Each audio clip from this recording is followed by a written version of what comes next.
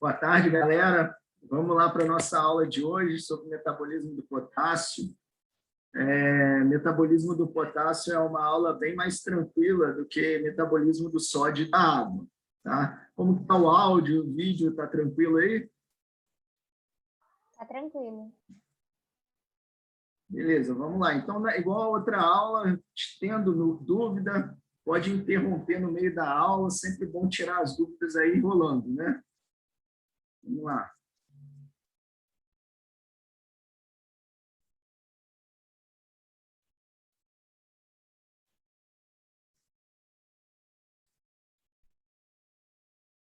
Então, hoje nós vamos falar sobre os distúrbios do metabolismo do potássio.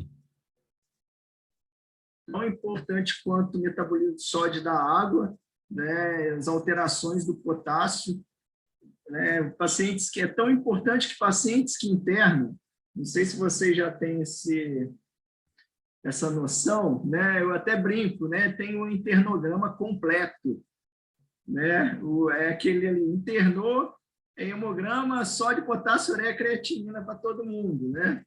Precisou, tem a real necessidade de internação. A gente até brinca, assim, que é um internograma completo, né? Até num tom, assim, meio até ruim, de que pede isso para todo mundo, mas também convenhamos, né? São coisas importantes, né? Saber a concentração de sódio, às vezes, é assintomático, a gente se surpreende, né? A alteração de função renal também, muitas vezes, né? Quantas vezes já ocorreu assim, eu estou pensando em outra doença, outra coisa, mas aí pedi uma ureia creatinina, veio uma ureia de 100, uma creatinina de 3. Isso não é tão infrequente ocorrer, né? Por isso que a gente brinca que esses exames, né, o paciente internou, é quase falta de educação não pedir esses exames, né? É quase não querer dar um copo d'água, né? Quase negar um copo d'água não pedir esses exames. Então, um desses exames é o potássio sérico que a gente pede.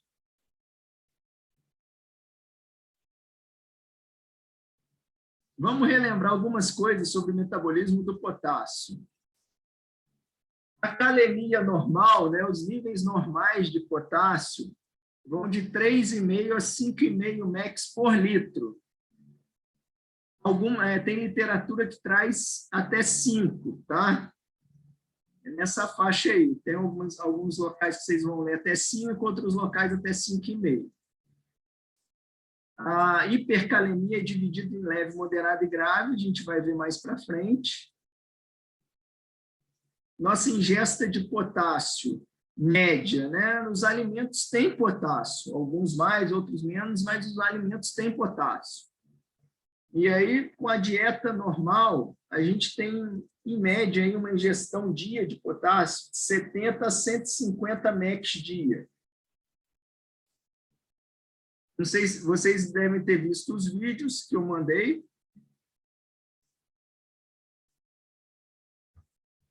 Onde eu falo sobre a distribuição do potássio no corpo.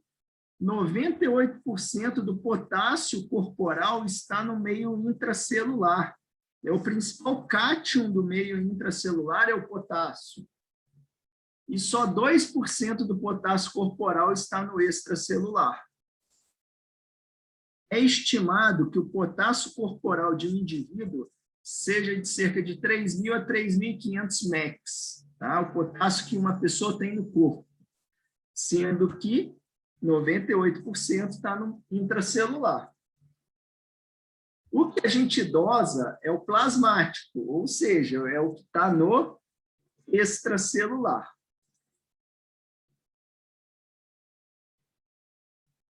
Quando a gente faz ingesta de um alimento que é rico em potássio, esse potássio vai ser absorvido e vai para o plasma.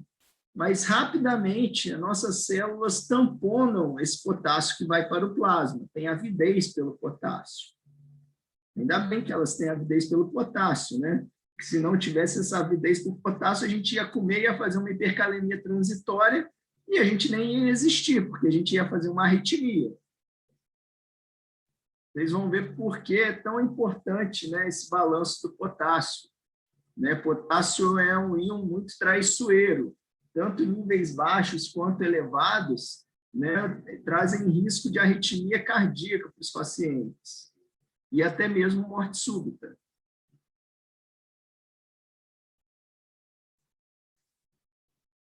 Então, sobre o metabolismo do potássio, é isso que a gente deveria saber, né? Se tem um slide que vocês têm que entender, é esse aqui. Então, falei para vocês que o potássio, né, está muito dentro da célula. Mas existem fatores, né, que estimulam a entrada de potássio para dentro da célula e existem fatores que aumentam o potássio, né, fazer o shift de potássio para fora da célula. Quais são os fatores que estimulam o potássio a entrar na célula? São esses daqui. Ó, insulina, agonismo beta-2 adrenorreceptor, né? Então, paciente que usa insulina em dose elevada, né, tem uma tendência de ter hipocalemia, porque o potássio vai para dentro da célula. Eu dei o exemplo também, paciente que usa muita bombinha ou muita nebulização com beta-2 agonista, pode ter uma tendência de ter hipocalemia, porque perdeu o potássio corporal? Não, porque o potássio dele pegou e se escondeu aonde? Dentro da célula. Tá? E estados de alcalose também tem uma tendência de levar o potássio para dentro da célula. E nós temos também fatores que estimulam o potássio sair da célula, aumentar o potássio plasmático. Quais são esses fatores? Acidose. Então, se a alcalose estimula a entrar para dentro da célula, estados de acidose estimulam o potássio a ir para fora da célula.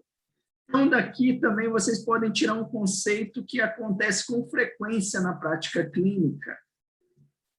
A acidose em geral, principalmente a acidose metabólica, costuma vir de mão dada com hipercalemia. E estados de alcalose costumam vir de mãos dadas com quem? Com a hipocalemia. A alcalose anda de mão dada com a hipocalemia. Tá? Uma das explicações está aqui, que a acidose estimula o potássio para fora da célula e a alcalose estimula o potássio a entrar na célula. Estados de hiperglicemia, de aumento de osmolaridade, tem uma tendência de fazer o potássio ir para o plasma. Por quê? Por mecanismo de arraste. Antagonismo beta-2 adrenorreceptor, beta-bloqueador, por exemplo, estimula o potássio sair para fora da célula. E com esse slide, a gente também entende, né? Quando a gente está, por exemplo, frente a uma hipercalemia, o que a gente pode fazer para melhorar essa hipercalemia? Né? Vocês vão entender por que, então, a gente faz o quê? Insulina nos pacientes que estão hipercalêmicos. A gente pode nebulizar com o mesmo fenoterol, salbutamol, que nebuliza o paciente com asma. Se o paciente está com uma acidose importante, acidose metabólica, né, e o paciente tem uma hipercalemia muito grave, a gente pode pensar em repor o quê? Bicarbonato de sódio. Tá? É lógico que não dá para fazer uma receita de bolo, a gente tem que analisar caso a caso, qual caso, né, vai se beneficiar mais de qual medida. Alguma dúvida até aqui? Não? Está tranquilo? Está tudo bem. Então, vamos lá. Outra coisa que regula muito o metabolismo do potássio é a aldosterona. A aldosterona, ela age aonde? A aldosterona age lá no túbulo coletor. No túbulo coletor cortical ou no túbulo coletor medular? Alguém lembra? Cortical. Lá no túbulo coletor cortical. O que a aldosterona faz? O que vocês lembram da aldosterona? Absorve sódio e secreta potássio. Absorve sódio e secreta potássio.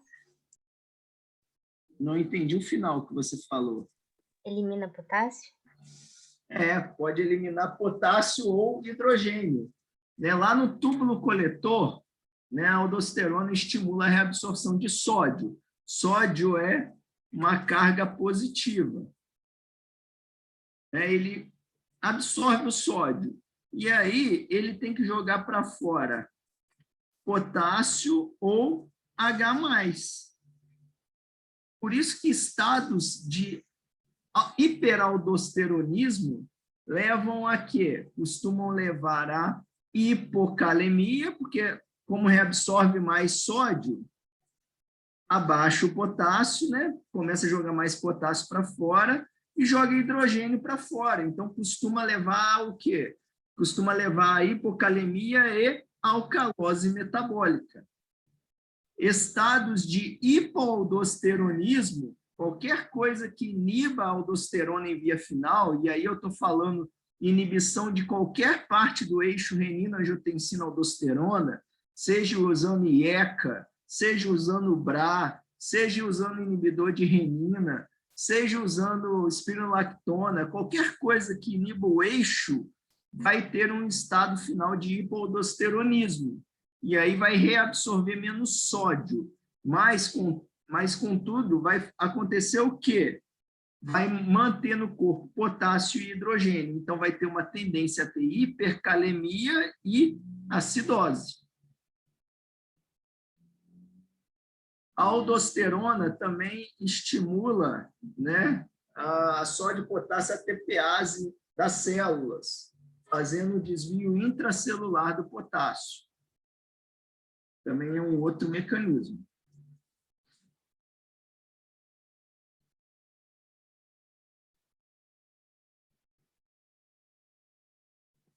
Tudo bem até aqui? Acho que sim. Então, a gente entra na parte dos distúrbios propriamente ditos, né? A hipocalemia e a hipercalemia.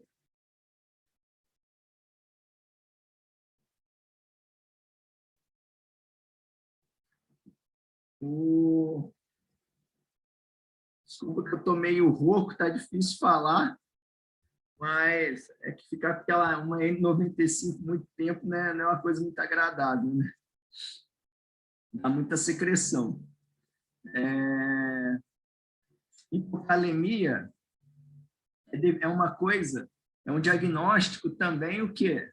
Laboratorial. O laboratório vai te dar esse diagnóstico.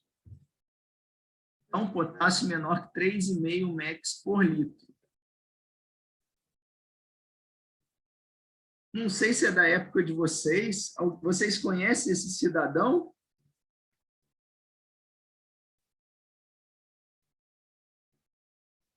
Vocês não assistem isso mais, né? Conheço, não. É do Chaves, né? Ó, alguém colocou aqui, ó, Jaiminho. É isso aí, o Jaiminho. Jaiminho Carteiro. O que ele quer fazer sempre? Ele é a cara da hipocalemia. Guardem, né, os personagens, aí fica mais fácil. Quem é a cara da hipercalemia? É o Jaiminho Carteiro. Ele quer o quê? Evitar a fadiga, isso mesmo, né? Ele é a cara. Hipocalemia, importante, o paciente tem fraqueza, cansaço, né? As principais manifestações clínicas são musculares. Então, olha lá, ó, fadiga, fraqueza, cãibras, hiporreflexia, constipação intestinal, distensão abdominal, e até mesmo pode culminar em rabdomiólise. Ontem eu estava brincando com o povo da cirurgia, né? Acabei indo no Uber ontem à noite, e aí de tabela, né? Aquele, já que você está aqui, dizem que soldado no quartel quer trabalho, né? Então, fui para um intuito ver algumas coisas lá de TC de uns pacientes, mas aí acabei já, né, ocorreu uma emergência na hora que eu estava lá, e ainda teve um outro caso com o povo da cirurgia para a gente trocar uma ideia. eu brinco com eles, né? Eu falo, vocês sempre devem ter raiva de mim, né? Que vocês sempre falam que é ilho metabólico, eu falo que sempre que não é ilho metabólico, que eu falo que eu brinco que ilho metabólico, né, é um diagnóstico de exclusão. Para você falar que é metabólico, você tem que excluir as causas funcionais e tudo mais, né? Com bastante certeza. Mas ontem eu brinquei com eles que esse abdômen era realmente metabólico, né? Um paciente com distensão abdominal importante, mas sabe quanto que estava o potássio da paciente? 1,4. Aí eu até brinquei, se vocês acharem que é abdômen agudo, eu vou brigar com vocês, né? Porque os que eu acho que é abdômen agudo é tudo metabólico, né? E essa que está com 1,5 de potássio, né? A chance de ser metabólica era maior, mas realmente era metabólico mesmo, né? Então, hipocalemia é importante, né? Essa paciente tinha causas para estar com hipocalemia, né? Hipocalemia importante leva a fraqueza, pode levar cãibra, fadiga e até a ilho metabólico, constipação intestinal e tudo mais. Outros sintomas: cardiovascular, pode levar a hipertensão, arritmia, guardem isso também, né? O potássio mata no coração. Tanto a hipocalemia severa quanto a hipercalemia severa, se um paciente for morrer do distúrbio de potássio, ele vai morrer normalmente pela arritmia, tá? Então, a gente tem que ter um grande respeito aos distúrbios do potássio. Eu já vi paciente com hipercalemia que estava conversando comigo e parou na minha frente por hipercalemia, tá? Então, tenham muito respeito ao potássio. Hipocalemia, normalmente, as arritmias que estão relacionadas são as taquiarritmias. Por exemplo, uma fibrilação atrial, né? O paciente não tinha FA e evolui com FA, uma taquicardia supraventricular. São as taquiarritmias, a própria taquicardia sinusal. E a hipercalemia normalmente dá bradiarritmia. Vai chamar atenção a bradicardia, quando grave, né? Lógico que tem alterações iniciais que a gente vai falar. Hipocalemia persistente de longa data estimula a fibrose intersticial, pode ser uma causa de diabetes insípidos, leva a alterações hormonais e no equilíbrio ácido-base. Lembra lá que eu falei para vocês, ó, hipocalemia vem de mão dada com quem? Alcalose metabólica. Na maioria das vezes, não é sempre, tá? Então, já que mata do coração frente a um paciente com hipocalemia severa, menor que 3 de potássio, ou apresentar sintomas, é igual a rodar um eletro no meu paciente, tá? Ó, quais são as... Isso é questão de prova frequente, tá? Quais são as alterações eletrocardiográficas da hipocalemia? Olha aqui, ó, tá aqui a P, o QRS e a onda T, certo? Progressivamente vai ocorrendo o quê? Vai sumindo a onda T e aparecendo uma segunda onda. Às vezes aparece a T e aparece a segunda onda, chamada onda o quê? Onda U. É a segunda onda positiva depois do QRS. Alguns pacientes podem evoluir com depressão do segmento ST também. Uma outra alteração é alargamento do intervalo QT que o paciente pode ter com hipocalemia. Gravaram? Então, vamos lá. Resumo. Quais são as alterações no eletro de hipocalemia? Estava acontecendo muito com o COVID, né? Essa coisa aí, às vezes, acaba usando muita medicação nos pacientes, né? Então, num primeiro momento, quando o paciente não tem disfunção renal importante, esse paciente recebe muitas medicações, às vezes tem diurético também, né? Tem antibiótico para caramba. Não estou aqui entrando em discussão se é certo ou errado dar essas coisas. Os pacientes estavam evoluindo com hipocalemia, alguns pacientes com Covid. Na verdade, até a hipocalemia no Covid é um sinal prognóstico ruim. Tá? E lembra que o pessoal fala que cloroquina, azitromicina, tudo ao longo do intervalo QT, você ter hipocalemia alarga mais ainda. Agora, até que não muito, mas chegou um ponto no início lá do Covid que o pessoal usava mais antimalárico, a gente estava vendo direto pacientes alargando o intervalo QT, né? Ter um QT prolongado. O que é o intervalo QT? Do início do QRS até o final da onda T. O ideal é fazer um intervalo QT corrigido. Alguém sabe qual arritmia que ter um intervalo QT longo predispõe? Questão de prova também. E de vida, né?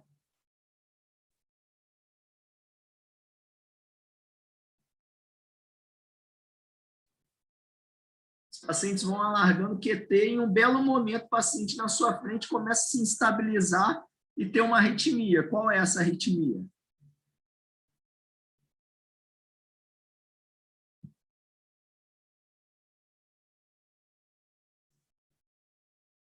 Muito bem, Débora. Taquicardia ventricular. É uma taquicardia, Pedro, mas não é a supra. A típica é taquicardia ventricular polimórfica. Tem um nome bonito isso. Qual que é o nome? Vocês talvez já escutaram falar. Torsades. Torsades de pontes. Torção das pontas. Já ouviram falar sobre torsades? É uma taquicardia que é polimórfica, que parece como se estivesse torcendo mesmo, não sei, as pontas, né? Não sei como explicar isso. Né? Depois digitem no Google, torsades de pontes. Sim, ó.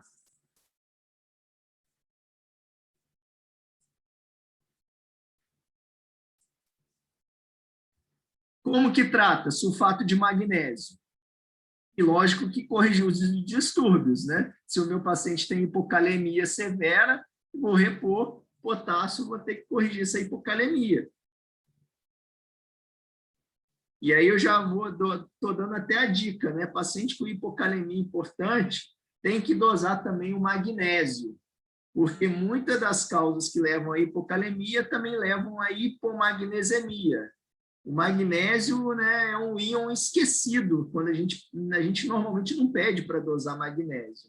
Mas magnésio também é importante em várias reações do organismo. Professor, Oi?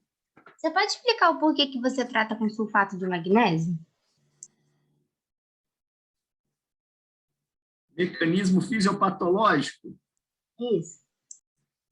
Ó, acho que muito está relacionado ao alargamento do QT. Né? Então, esses pacientes, muitos deles já têm a depressão de magnésio.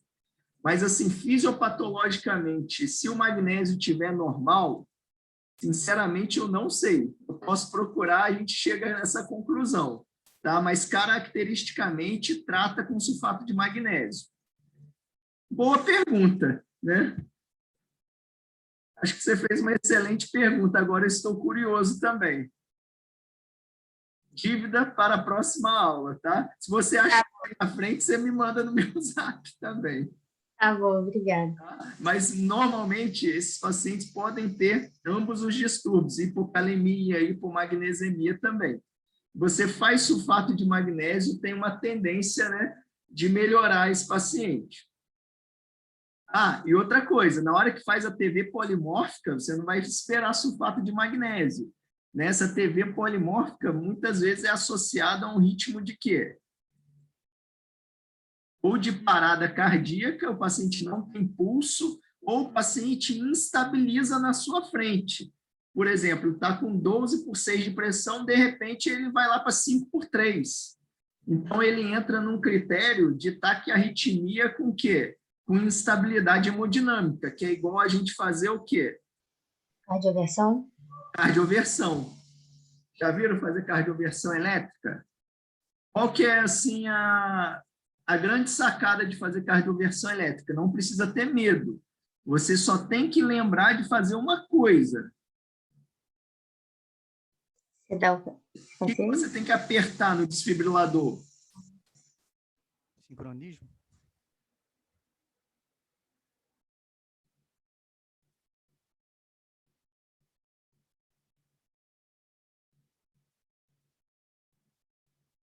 No desfibrilador tem um botão de sincronia, tá?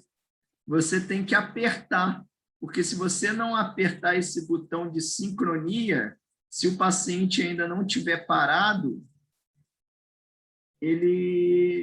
o seu paciente, você pode transformar, né, um ritmo, uma taquiarritmia, que o paciente não está parado, você pode transformar numa parada, isso aí, Vitor, sincronismo. Você pode transformar isso numa parada cardíaca.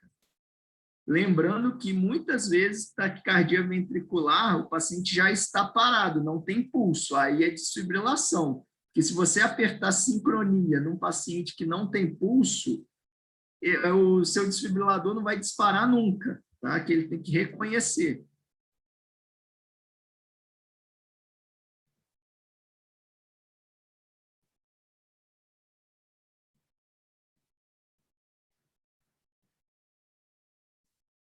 Aqui, por exemplo, né, está até um pouquinho difícil de ver o paciente com uma segunda onda positiva. Tá aqui, ó, se você... Depois da onda T, é a onda U. Aqui, ó, P, QRS, aqui a T, e a segunda onda positiva, que é a onda U. Às vezes faz esse complexo junto com a T, fica uma onda bifásica, né? Uma outra alteração que pode acontecer é a depressão do segmento ST. E progressivamente, né, alarga o quê? O intervalo QT.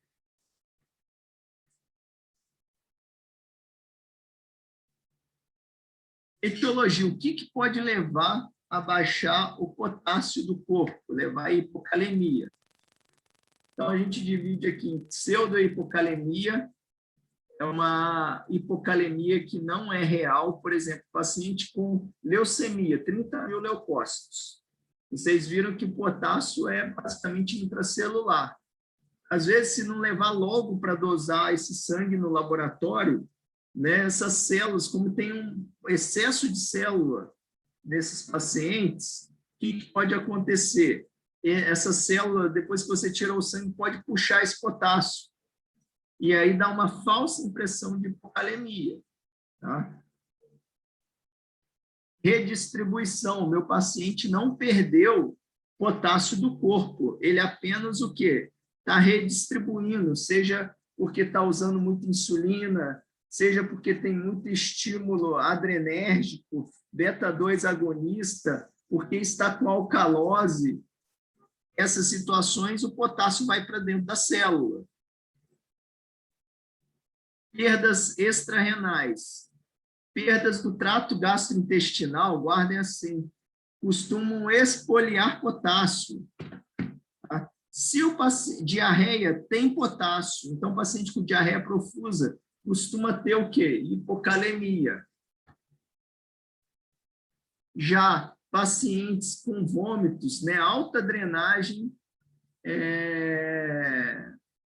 alto débito pela sonda nasogástrica, né, pacientes com alto débito pela sonda nasogástrica. Eles tendem a fazer o quê? Hipocalemia. Vocês sabem por que esses pacientes fazem hipocalemia?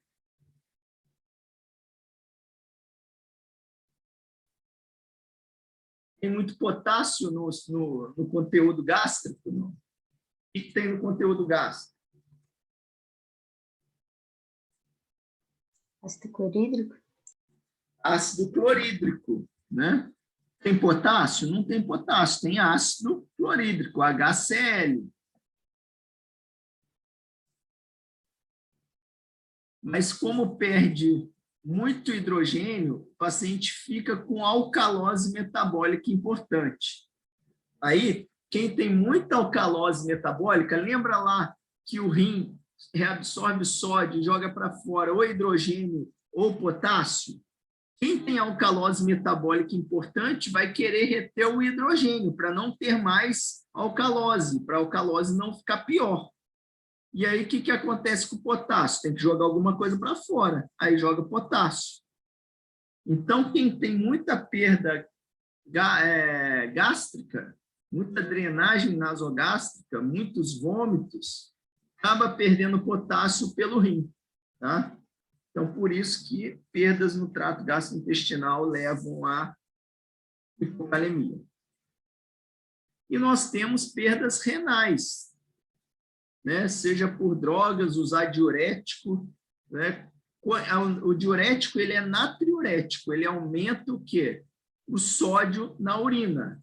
Ele expolia mais sódio. Mas como expolia mais sódio vai ser trocado lá embaixo no túbulo coletor, mais sódio vai ser reabsorvido. E aí, como reabsorve sódio, joga para fora hidrogênio e potássio.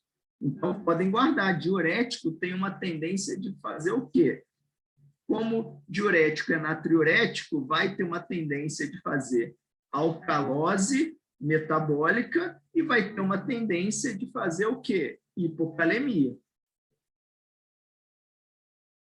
Lesão renal por anfotericina B, aminoglicosídeo, também tem uma tendência de fazer hipocalemia, porque faz disfunção tubular. Excesso de aldosterona tem uma tendência de fazer hipocalemia. Então, hiperaldosteronismo primário, por exemplo, onde tem um adenoma de suprarrenal produtor de aldosterona, causa de hipertensão secundária. Uma das dicas é o quê? O paciente que tem hipocalemia. É hipertenso, tudo mais, né? Um pouquinho mais jovem, começou com uma hipertensão de difícil controle, tem um sódio de 140, um potássio de 3. Tem que lembrar de hiperaldosteronismo. Depressão de magnésio costuma levar à hipocalemia e vice-versa.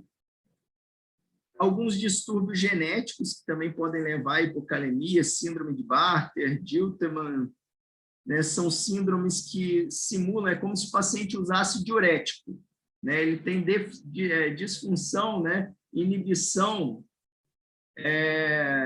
do trocador, né, do sódio-cloro ou do sódio potássio-cloro, do diurético de Alce. Então, também pode ter hipocalemia por perdas renais. Aqui está um pequeno organograma, né, da causa da hipocalemia. Vocês vão... Isso daqui está em prova, tá? Só que não.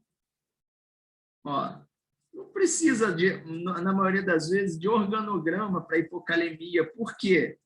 A causa geralmente está na sua frente. Está no caso clínico. Lembra para vocês que eu falo que distúrbio eletrolítico e ácido base não se vê sozinho, se vê o distúrbio eletrolítico num contexto clínico? Então, potássio ainda é mais óbvio ainda. O que está levando à hipocalemia? Né? Esse paciente tem uma superleucometria, então é uma pseudohipocalemia. Está com perda gastrointestinal, vômito, diarreia. Está usando alguma droga que leva à hipocalemia, né? Normalmente está na história a causa.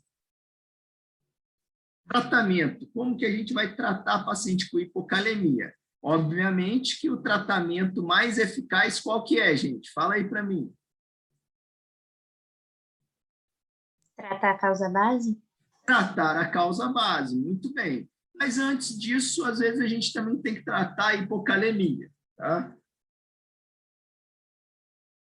Vamos tratar via oral ou via intravenosa? Vai depender da severidade, da disponibilidade e da integridade do trato gastrointestinal. Lembrando que as nossas necessidades diárias vão aí de meio a 1,5 mEq/kg dia de potássio. Existe uma reposição empírica, que a cada 20 mEq de potássio é estimado que a gente aumente a calemia em 0,25 mEq por litro. Mas falar para vocês que isso não costuma funcionar muito bem na prática clínica. Potássio, normalmente, quando a gente vai repor, a gente repõe, né, e checa com um novo exame laboratorial para ver se o potássio melhorou. É o melhor jeito de repor potássio. Hipocalemia leve ou sem sinais eletrocardiográficos, 3 a 3,5 MECs por litro, né? A gente tem uma tendência, né, de fazer reposição via oral, 40 a 80 MECs dia. Só aqui eu estou colocando para vocês o que existe no mercado, né? Esse comprimido de Slow-K, ele tem 8 MECs por drágia.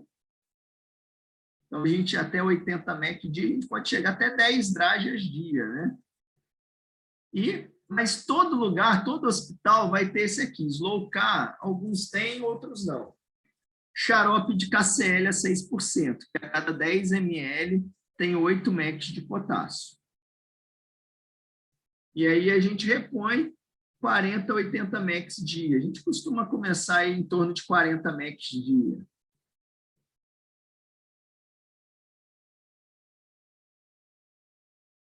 Hipocalemia grave é aquela com potássio menor que 3 ou com alteração eletrocardiográfica. Aí a gente vai repor venoso. Lembrando que reposição venosa de potássio é essa tarja preta aqui, tá? Potássio não se faz direto na veia. Se você injetar uma ampolinha que for de cloreto de potássio em bolos na veia de alguém, vocês sabem o que vai acontecer? Alguém sabe?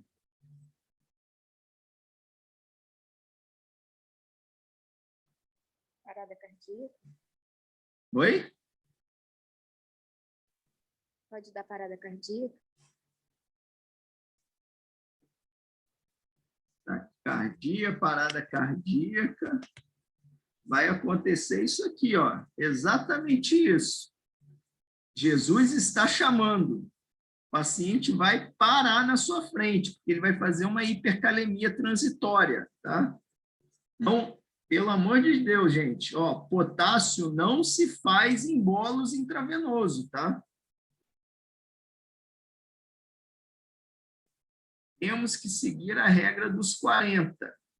Velocidade de infusão idealmente baixa, menor que 20 MECs por hora, mas, sim, estourando 40 MECs por hora. Concentração da solução que você vai repor.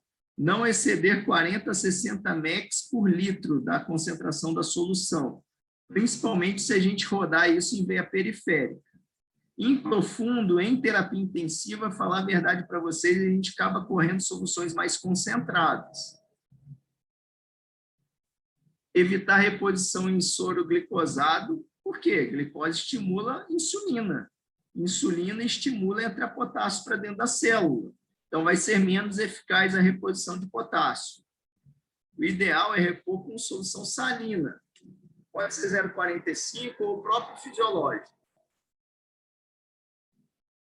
Então, vou traduzir para vocês o que existe no hospital. No hospital existem ampolas, né, dessas ampolinhas aqui, ó, de 10 ml, que é o quê? Cloreto de potássio a 10%. Falar que eu tenho 10 ml de cloreto de potássio 10%, né, percentual de uma solução, é falar quantos gramas aquela solução tem daquilo que eu estou falando em 100 ml. Se é KCl 10%, quer dizer que eu tenho 10 gramas de KCl em 100 ml dessa solução. Como uma ampolinha tem 10 ml, né, uma ampolinha vai ter 1 grama de KCl. 1 grama de KCl equivale a 13 MECs de potássio. Tá? Eu acho que vale a pena guardar isso, que uma ampolinha 10 ml é 1 grama que tem 13 MECs. Se você não ficar satisfeito, né, com isso daqui, você pode calcular um MEC do KCl baseado em quê? Na tabela periódica lá, né, que vocês aprenderam lá para passar em medicina. Mas tem coisas em medicina que eu brinco que é o quê? Medicina, uma parte a gente entende, outra parte a gente decora, né? Eu acho que é mais fácil decorar isso aqui, que 1 grama de HCl tem 13 mEq.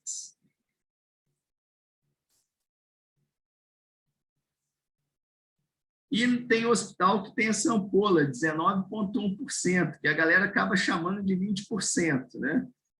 Acaba arredondando e chamando de potássio 20%. Cada ampola tem 1,91 gramas de KCl, dá em torno aí de 25 mEq de potássio por ampola. Em terapia intensiva, acaba que a gente acaba correndo mais do que uma concentração até um pouco maior, tá? Mas o ideal é obedecer todas essas regras dos 40. Eu não vou entrar em detalhes aqui de reposição de potássio, porque normalmente a gente faz isso numa aula prática. Aprende a repor potássio numa aula prática, tá bom?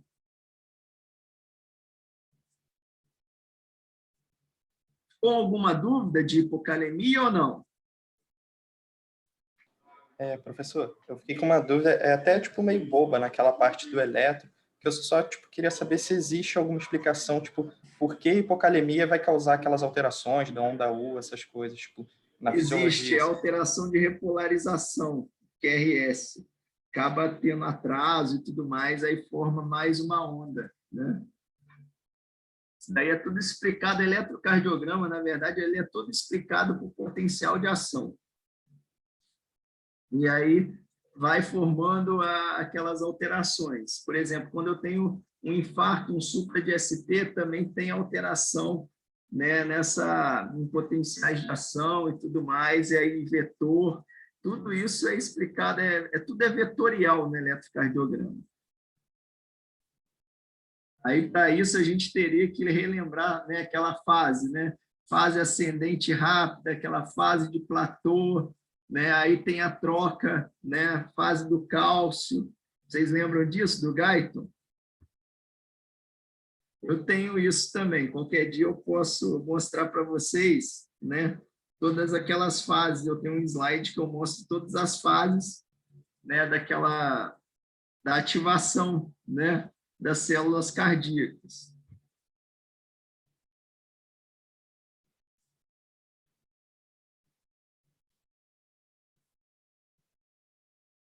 Podemos passar para a hipocalemia?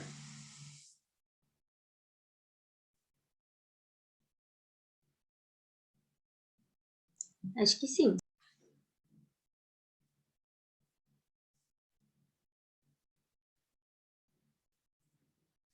Quando eu vou dar aula de eletro, né, confessar para vocês, eu tenho que mostrar aquele slide. Mas toda vez também eu fico com uma cola para saber todas as etapas daqueles potenciais lá. Porque eu não sei, tem algumas coisas que a gente cria um entrave mental. Eu já li aquele slide, acho que umas 39 vezes, e eu ainda não consegui internalizar totalmente aquele slide. Não sei se isso acontece com vocês. Vamos para a hipercalemia.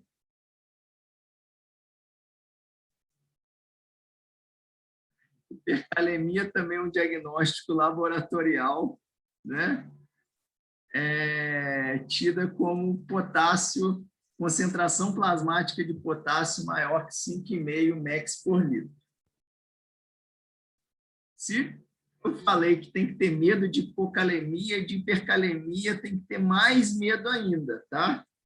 É grave, né? Eu tenho muito respeito à hipercalemia.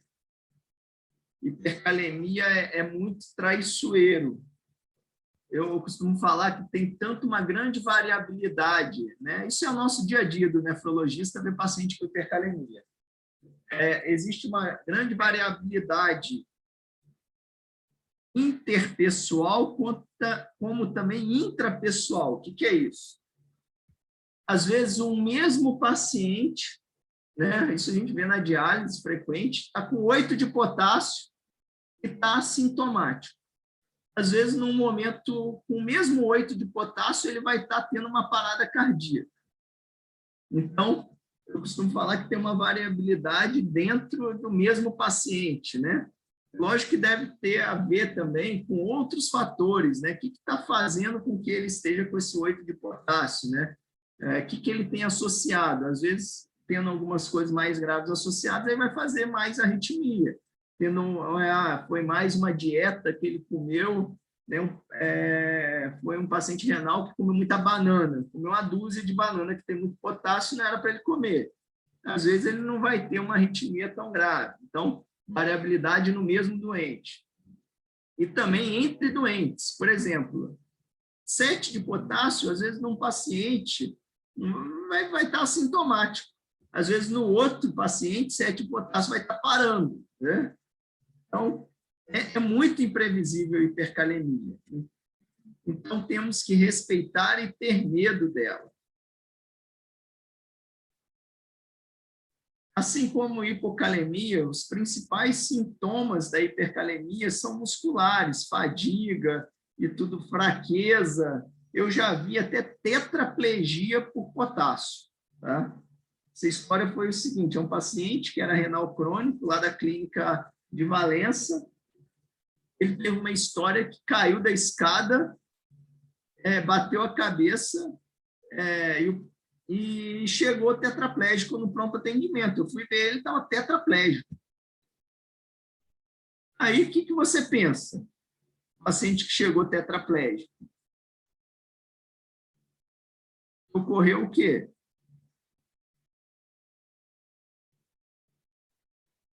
Ocorreu lesão cervical, né? Primeira coisa que eu pensei, o cara chegou tetraplégico, tinha dialisado no dia anterior, aí vira o doutor Marco dialisa. Que? Dialisa. Que? Dialisa. Não é que dialisou, ele saiu, não naquele dia, né? Mas depois de umas 2, 3 diálises, ele saiu andando do hospital. Então, para vocês verem o nível, né, que hipercalemia, né, pode levar.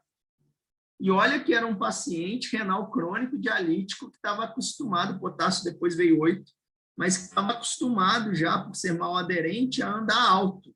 E mesmo nesse paciente, nessa ocasião, ele teve o quê? Uma manifestação gravíssima de hipercalemia. Já vi algumas vezes também paciente chegar com arritmia, bradicardia importante, secundária hipercalemia. Aqui estão as alterações típicas da hipercalemia. Ó, PQRS e onda T, tá bom? Olha aqui, ó, um potássio de 4.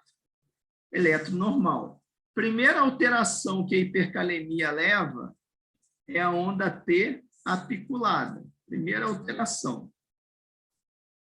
À medida que o potássio vai aumentando, o que vai acontecendo? Vai alargando o intervalo PR até sumir o quê? A onda P. Não tem onda P. E cria esse ritmo chamado ritmo sinusoidal. Aqui o paciente normalmente já está bradicárdico, uma frequência cardíaca bem baixa, 30, 40 de frequência cardíaca, e é um ritmo pré-parada cardíaca. Normalmente, hipercalemia vai tendo uma progressão do eletrocardiograma, né, de gravidade. Essa progressão aqui.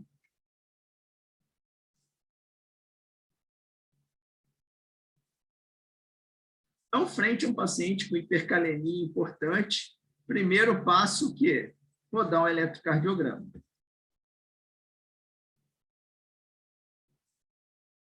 Quais são as causas de hipercalemia? Também existe, ó, pseudo-hipercalemia. Já viu aquele negócio de ficar batendo no braço do doente para coletar sangue? Garrotear, ainda fica batendo, dar peteleco no braço do doente para coletar sangue? Isso não é legal de fazer, porque isso pode lisar a célula e levar a uma pseudo-hipercalemia, né? Como qualquer célula tem muito potássio, inclusive hemácia, então pode levar a hipercalemia e o paciente não está hipercalêmico. Podemos ter redistribuição, né? O paciente está hipercalêmico porque tem acidose metabólica, tem deficiência de insulina. Lembre-se disso, qualquer lise celular tem uma tendência a levar à hipercalemia, porque existe muito potássio dentro da célula. Então, hemólise, rabdomiólise, síndrome de lise tumoral, paciente com isquemia de membro inferior, né, doença vascular, embolia arterial, tudo isso tem uma tendência a ter muita lise celular.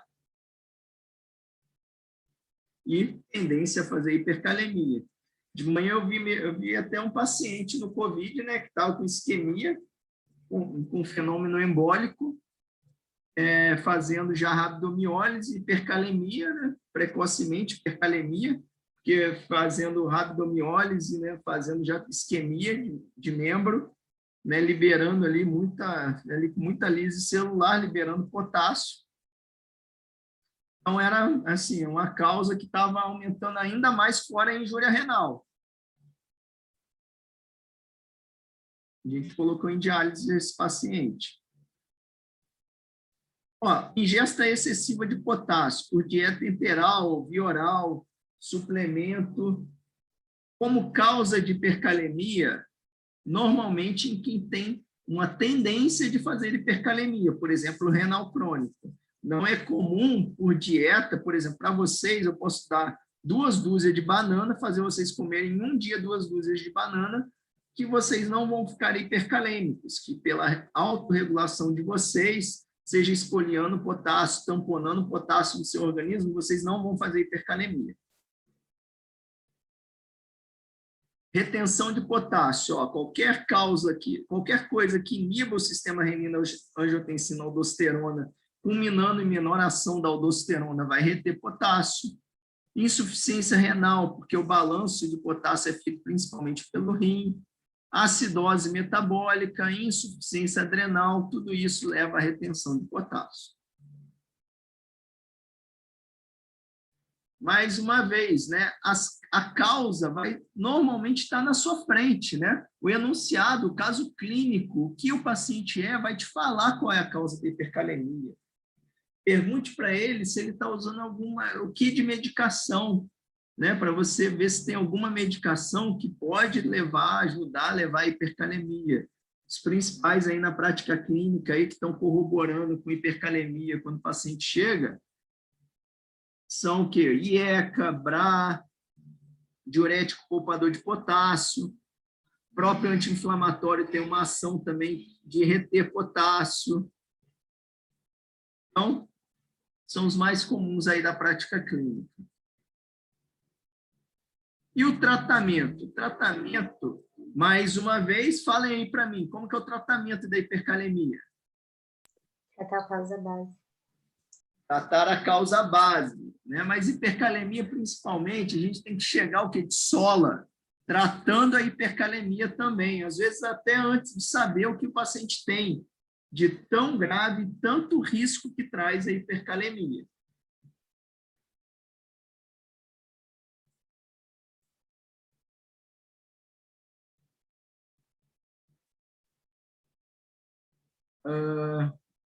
Então, vamos lá para tratamento da hipercalemia.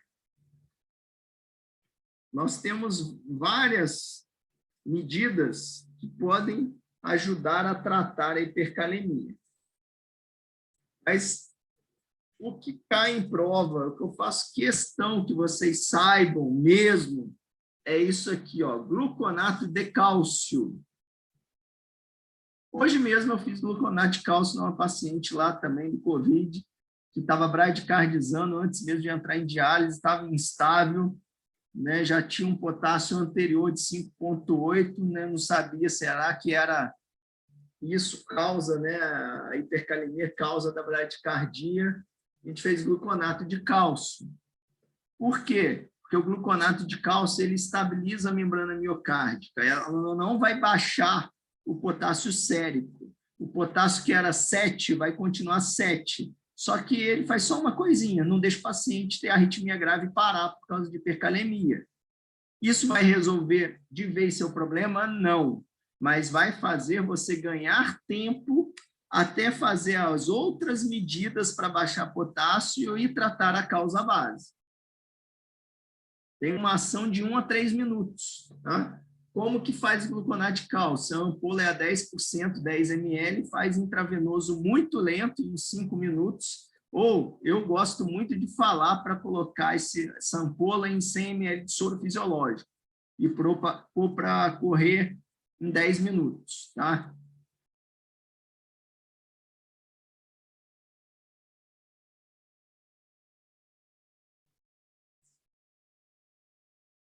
Nós temos as ações que fazem o quê? Não tiram o potássio do corpo, mas escondem o potássio dentro da célula. Então, ó, bicarbonato de sódio em pacientes com acidose metabólica importante, que estejam hipercalêmicos, né, pode ser utilizado. Só lembrar que bicarbonato de sódio, né, é muito hiperosmolar. E tem uma tendência do paciente fazer hipernatremia e hipervolemia com bicarbonato de sódio. Então, se o paciente tiver congesto já, crepitando, hipoxêmico, com congestão, talvez bicarbonato de sódio não vai ser uma boa opção. A não ser que seja um potássio aí, né, elevação severa, 7,8, né, não tem como você resolver a causa base, né, o paciente precisa de diálise, você não tem diálise, aí você pode usar o bicarbonato de sódio. Insulina. Normalmente, a gente vai fazer glicoinsulinoterapia nos pacientes que têm hipercalemia severa. É uma das maneiras mais eficazes de abaixar o potássio. Aqui ele fala para fazer 10 unidades de insulina em 50 ml de glicose 50%. De falar que e muita literatura manda fazer 100 ml de glicose, tá? E mais 10 unidades de insulina regular. Eu prefiro fazer com 100 ml, para evitar hipoglicemia. Pode fazer essa solução e correr aí em torno de 30 minutos, 15 a 30 minutos, sem problema. Mandar o paciente nebulizar, que é o beta-2 agonista, igual faz para a crise de asma. Também melhora. Tem uma tendência de jogar o potássio para dentro da célula. E nós temos as medidas que realmente removem potássio do corpo, só que demoram mais a agir. São elas a furosemida, né? A furosemida é um natriurético, é diurético, mais sódio, vai mais sódio trocar por potássio lá no túbulo coletor. Sorcal, que é a resina de troca, pode ser feita via oral ou por via enema. É o poliestireno sulfonato de cálcio. O sachêzinho é de 30 gramas. Você pode fazer aí um sachê aí de 3 a 4 vezes ao dia. Tem um inconveniente para o Sorcal. Pouco hospital tem e o Sorcal é caro. E o jeito mais eficaz de baixar o potássio, quando já tem disfunção renal importante ou com uma hipercalemia muito severa, não manejada clinicamente, que é a hemodiálise, que é a diálise, né? É um jeito ultra eficaz de retirar potássio. É impressionante. Certo?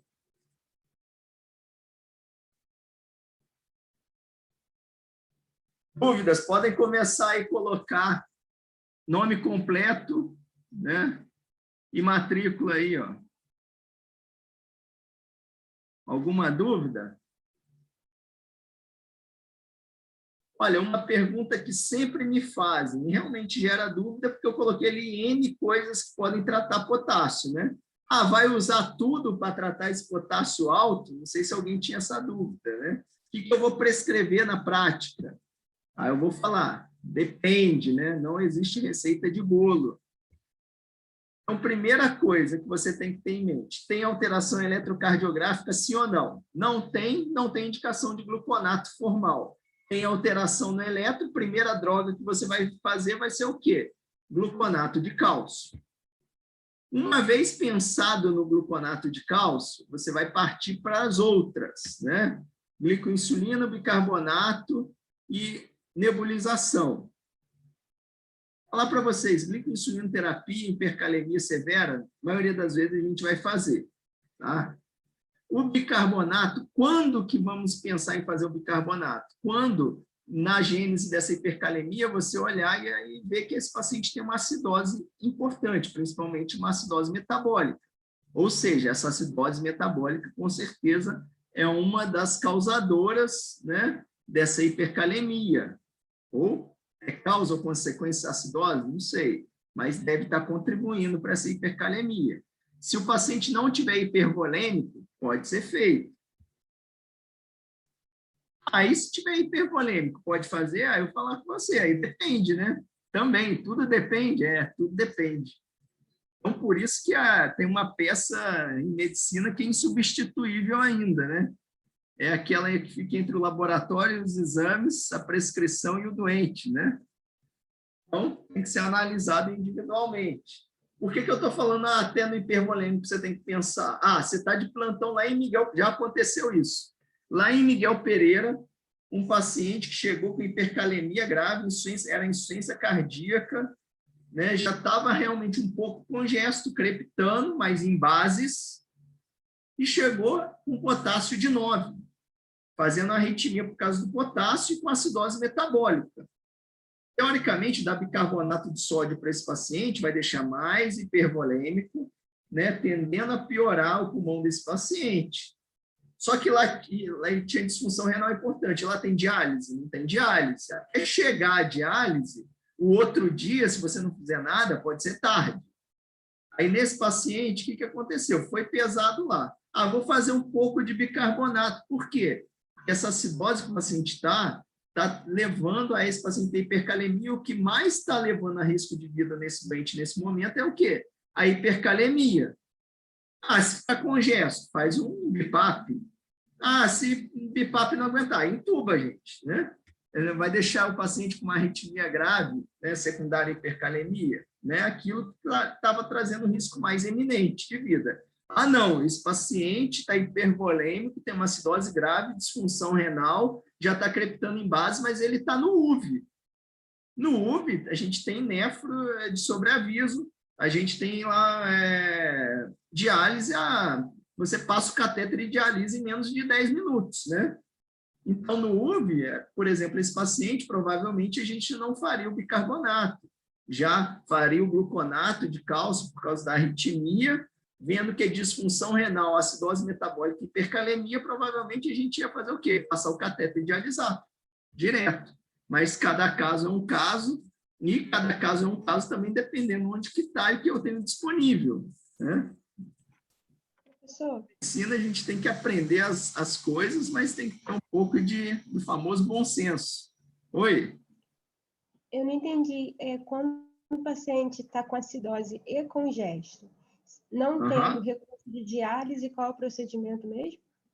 Não. Aí você tem que pesar o que é mais importante, né?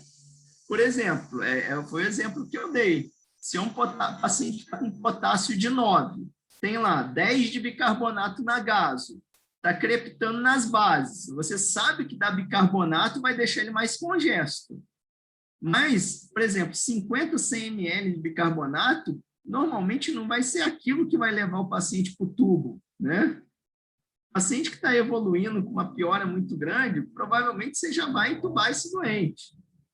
Então, nesse doente, se você não tem a diálise ali à pronta mão, e você tem um potássio de 9, um bicarbonato muito baixo, de repente esse paciente vai tolerar lá seus 50 ml de bicarbonato, você vai ter que ficar do lado do doente. É o melhor para esse paciente? É o top do top? Não é. Eu estou no UV, que eu tenho diálise ali daqui a 10 minutos. Aí eu não vou fazer bicarbonato para esse paciente, entendeu? Ou não entendeu? É complicado, né? É complicado, né? Se a gente for colocar uma coisa simples, ponta do lápis, fazer bicarbonato para quem está hipervolêmico, é ruim.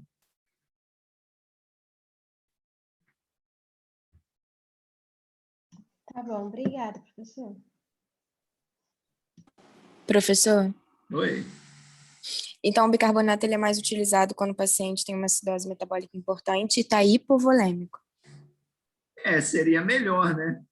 hipovolêmico ou euvolêmico, e que essa acidose está levando a essa hipercalemia. Por exemplo, um paciente que tem hipercalemia, tem lá 8 de potássio, 7, 8 de potássio, mas você colheu agaso, esse paciente não tem acidose metabólica importante, tem lá 20 de bicarbonato. Você acha que esse 20 de bicarbonato está sendo tão importante nessa hipercalemia? Não. Não. Aí você não vai dar preferência a usar bicarbonato. De repente, você vai usar só glicoinsulinoterapia e tratar a causa básica que está levando os pacientes a descompensar. E tirar drogas que, por exemplo, é comum também o cenário de paciente usando IECA, OBRA, espirulactona, internar com hipercalemia. Você tem que tirar IECA, BRA, espirulactona em cenários de hipercalemia.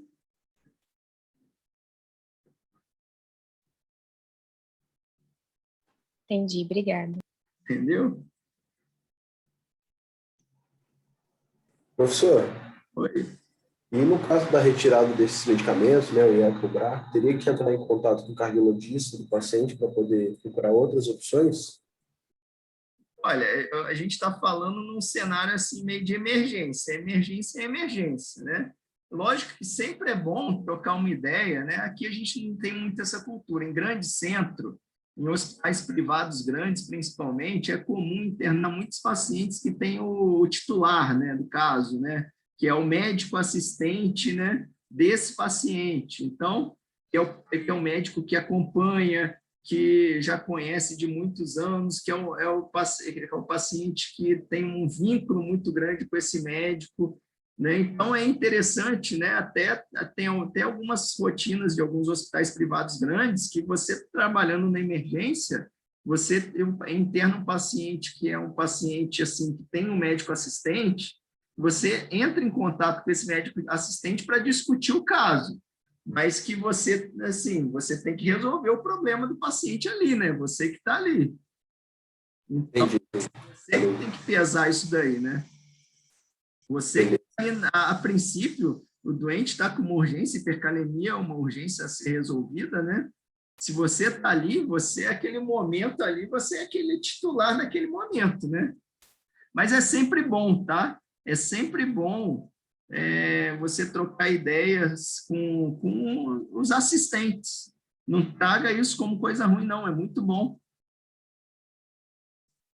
Valeu.